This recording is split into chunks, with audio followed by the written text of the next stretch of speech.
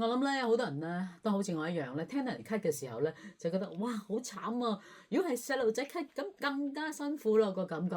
喺呢個時間就啱啦，我哋請嚟咧就係榮福堂嘅註冊中醫師，呢位就係廖子欣同我哋一齊傾下偈嘅。廖醫師你好，你好啊！今日咧我哋會講細路仔咧咳嗽嘅問題。你知細路仔好怕食藥㗎，咁係咪有啲嘅推拿嘅方法咧，可以教下啲家長，好似平日咁，好似玩遊戲，可以幫佢哋處理下呢啲問題咧？冇錯，有兩個推拿嘅穴位，其實都好啱家長可以喺屋企幫小朋友做嘅，因為都比較簡單嘅。咁首先第一個就係分推膻中穴啦。咁膻中穴分推膻中穴，分別推膻中穴。係啦係啦。咁膻中穴咧就係喺小朋友兩個乳頭中點嗰一個位就係膻中穴啦。兩個乳頭嘅，即係呢啲位啊，正中間嘅係兩個乳頭嘅中間。係啦。係。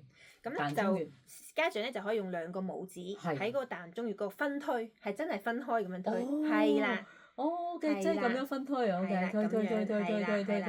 咁咧每日就做50至100次嘅，一日一次就 OK 嘅啦。同一個定，即係同一個點定住1、2、3、4咁樣。係啦，咁就可以理氣止咳嘅。咁基本上都適合大部分嘅咳嗽㗎啦。